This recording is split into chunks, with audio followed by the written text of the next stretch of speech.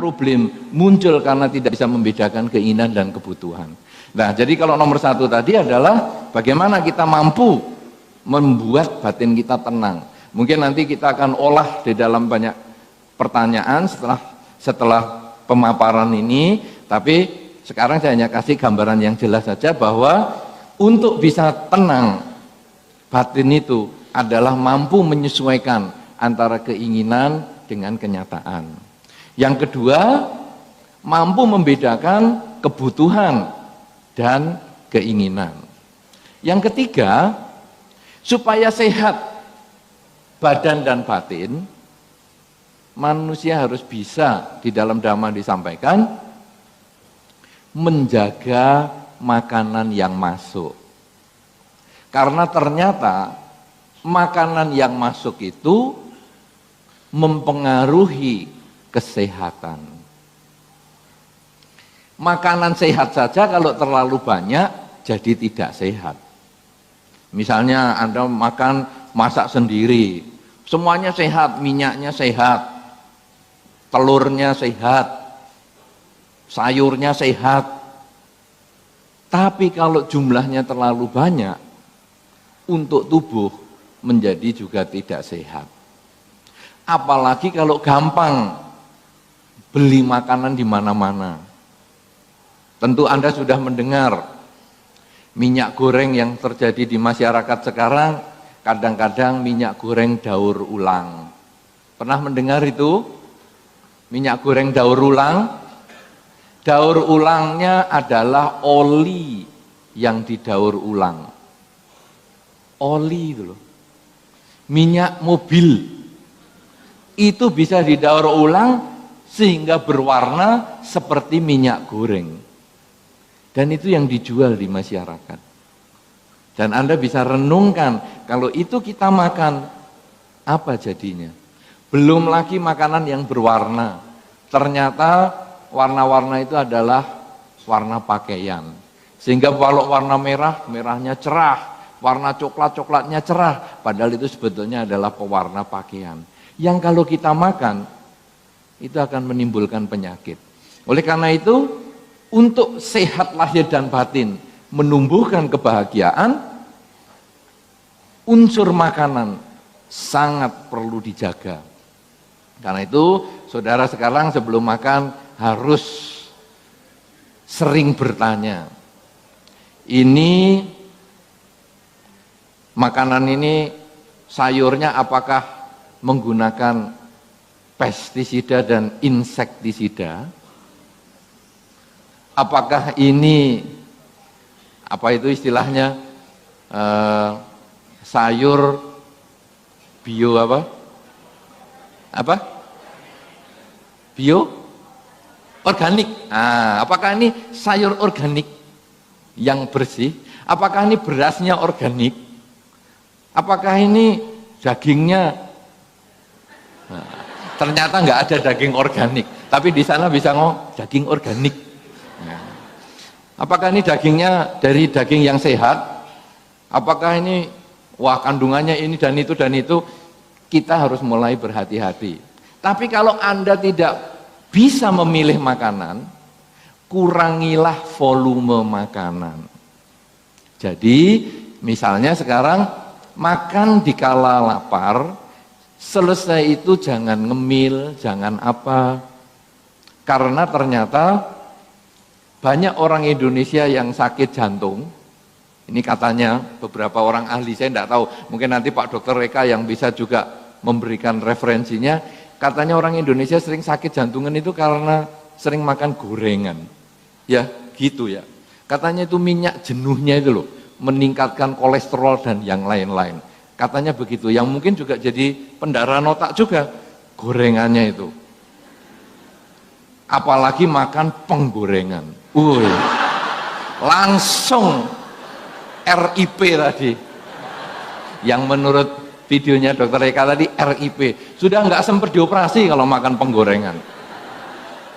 Nah, saudara-saudara, jadi makanan itu yang kita makan, hendaknya kalau kemudian kita mengurangi makanan, istilahnya kita berpuasa, jadi secukupnya makan kemudian sisanya tidak ngemil dan berpuasa, itu walaupun ada racun di dalam tubuh, itu akan bisa terserap dengan baik dan tidak meracuni tubuh kita karena kadarnya yang kecil.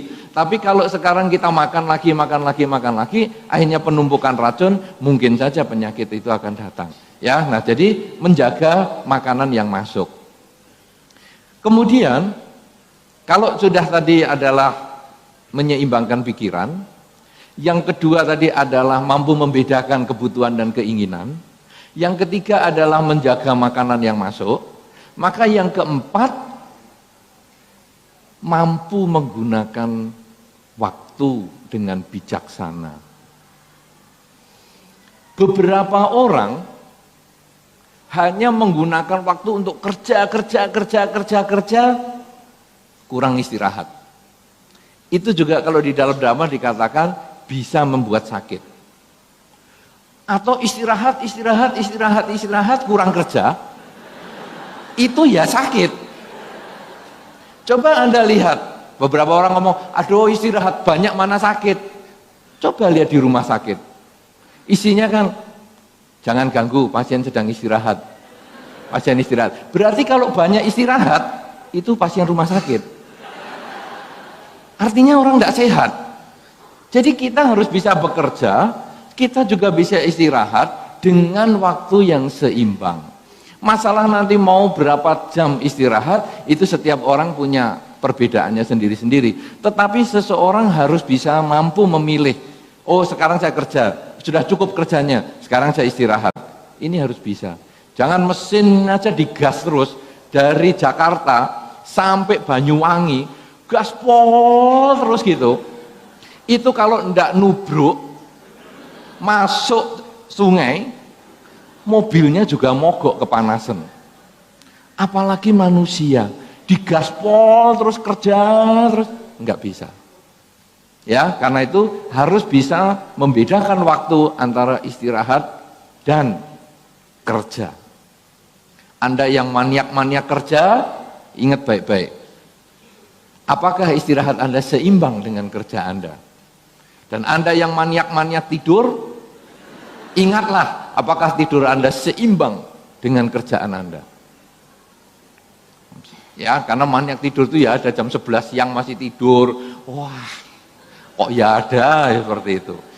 Nah, saudara-saudara, selain kita istirahat yang cukup, maka tahap yang selanjutnya adalah yang kelima, bagaimana manusia bisa mengendalikan kemampuan indrianya. Baunya luar biasa, itu fokus juga susah loh mendengarkan begini. Jadi bukan hanya yang dilihat saja, bukan hanya yang didengar saja, yang diciumnya juga berproblem. Apalagi belum berangkat tadi makan ketela. Wah, gasnya dibuang di sini. Itu sulit loh untuk fokus, dan itu termasuk yang direkam. Wih, ini bau ketela. Wah, kalau ini aroma durian. Wah, ini aroma tak dikenal nih. Jadi tak dikenal malah diseyup, disedot-sedot. Ini aroma apa ya? Nah, saudara-saudara, jadi indria kita ini memasukkan data. Kalau kita bisa mencegah data kita yang masuk itu adalah yang positif, maka batin kita juga seimbang. Berapa kali kita menjadi stres karena kita mendengarkan omongan orang. Orang gosip, kemudian kita stres. Tidak bisa membedakan antara keinginan dan kebutuhan, tidak bisa membedakan atau mengetahui cara menenangkan batin. Akhirnya begitu gosip yang masuk, stres. Akhirnya kita juga menjadi sakit. Mungkin tekanan darah kita naik, pendarahan otak, langsung pergi ke dokter Eka. Bisa terjadi seperti itu, hanya karena yang kita dengar. Kemudian mungkin yang kita pikirkan, itu juga ada. Jadi indria pikiran ini juga kreatif sekali. Anda yang setelah mendengar ceramah hari ini, kemudian merasa pusing-pusing sedikit, bisa loh kepikiran. Data itu sudah masuk di otak. Tadi otak depan ya, untuk kecerdasan, otak depan. Datanya sudah masuk, kemudian waduh, aku kok pusing ya? Pusing. Nah, nanti ada bahasanya. Apa mungkin aku pendarahan otak ya? Dipikir terus lama-lama bisa stroke sungguhan loh. Karena kepikiran. Itu dari pikiran saja. Nah, oleh karena itu saudara-saudara, indria kita ini harus dijaga. Bagaimana cara menjaga indria kita? Salah satu cara menjaga indria adalah belajar hidup pada saat ini. Menyadari hidup adalah saat ini. Bahwa kita punya masa lalu, tapi masa lalu itu adalah kenangan. Kita pernah hidup, tapi sudah tidak hidup. Kita punya masa depan, tapi masa depan itu adalah impian. Akan hidup, tapi belum tentu hidup. Hidup adalah saat ini. Sehingga ketika indria kita masuk, apakah itu masuk dari mata, sensasi mata masuk, kemudian membuat kita jengkel. Kita sadari bahwa saat ini saya sedang melihat. Saya tidak membandingkan, dulu dia perilakunya baik, sekarang kok dia menjengkelkan. Saat ini saya melihat, saya sadari saja. Kemudian begitu disadari, lenyap, batin ini menjadi tenang. Ketika mendengar sesuatu yang menjengkelkan, kemudian kita lalu renungkan, kenapa saya jengkel? Karena saya membandingkan yang dulu. Kata-kata itu berhubungan dengan hal yang negatif. Saya tidak bisa terima, saya jengkel. Tapi kalau saya sadari, ini kan saat ini. Hidup adalah saat ini. Saya tahu masa lampau dan saya hanya jadikan masa lampau sebagai pelajaran. Saya tahu masa depan, saya akan jadikan masa depan itu sebagai harapan. Tapi tetap saat ini adalah yang saya kerjakan semaksimal mungkin. Maka batin ini akan menjadi tenang. Oleh karena itu saudara-saudara, kalau kita melihat di dalam Dharma, 5 cara untuk menjaga kesehatan tubuh dan batin kita, itu ternyata dibuka dengan menjaga kesehatan batin dan ditutup juga dengan batin. Menjaga kesehatan batin yang pertama adalah mampu mengubah keinginan agar selalu selaras dengan kenyataan.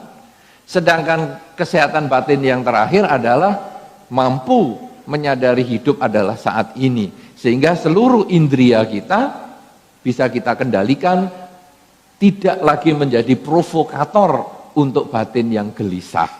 Kemudian kalau kita lihat yang kedua adalah mampu untuk membedakan antara keinginan dan kebutuhan.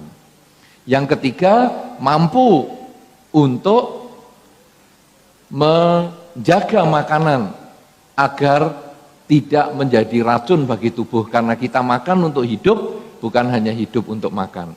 Dan yang keempat adalah mampu menjaga waktu sehingga kita bekerja dan kita beristirahat ada batasnya. 2 yang awal, 1 yang awal dan 1 yang terakhir adalah urusan batin, sedangkan 3 yang lainnya berhubungan dengan urusan badan kita. Ya, nah